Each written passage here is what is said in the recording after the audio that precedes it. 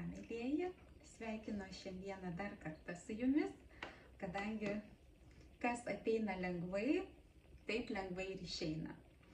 Šiandieną aš pirkau kopūstą, kurį tikrai neužauginau pati, jis atėjo ant mano stalo labai lengvai. Ir atėjo taip pat melionas, irgi labai lengvai. Aš jo pati neužsiauginau ir ką jums noriu šiandieną pasakyti, dėl ko man tai yra aktualu.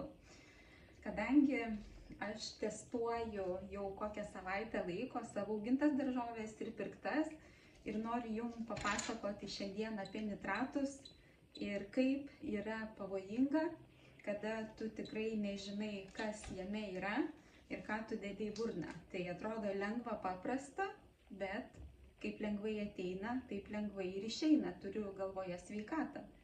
Tai geriau galbūt atsirinkti, susibalansuoti ir nepasitikėti. Galbūt viskuo, tai tiesiog aš jums noriu parodyti, kad tai yra aparatukas. Aš dabar padarysiu daržovytę. Ta daržovytė bus mūsų kopūstėlis. Matot, kopūstas. Aš tiesiog, jums matant, įdėsiu ir pažiūrėsim, koks tai bus kiekis. Tai yra šitoks kiekis, nitratų yra labai daug, bet paskui aš papasakosiu apie juos daugiau.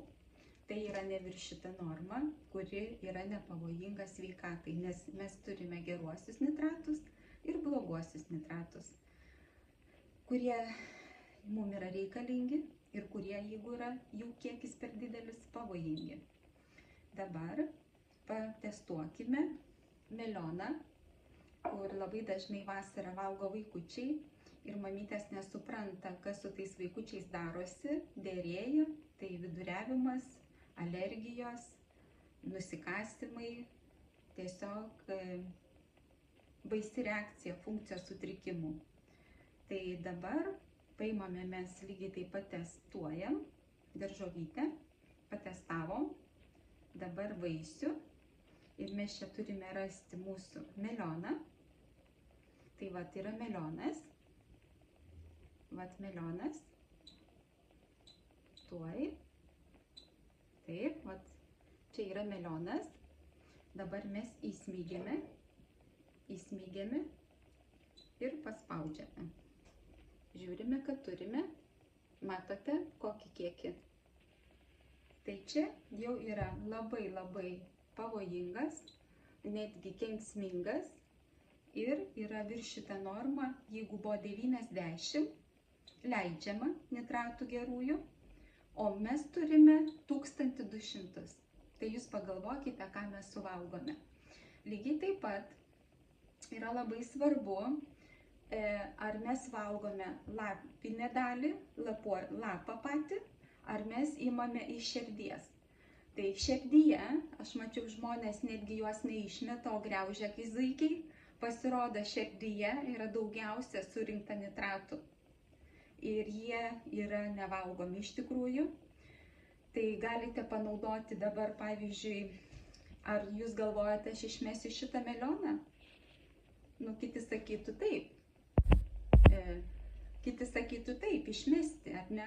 Aš turiu daržą, aš ten pakasiu į dirvožemį ir iš šitų blogųjų nitratų pasidarys dirvožemė gerieji nitratai reikalingi mano augaliukų šaknim. Tai aš jų nevalgo, aš juos išmetu tiesiog, bet prasmingai. O jeigu dabar kopūstą mes patikrintumėm lapinę dalį, to aš čia bandysiu jums vėl jį rasti ir pratestuosime lapinę dalį, ar ne, kopūsto. Ir kur jisai dabar čia yra. Reikia greitai, radau. Ir aš dabar, jums žiūrint, padarau šitą skiepą vadinamąją ir mes paspaudžiam, žiūrim, ką mes turim. Pažiūrime.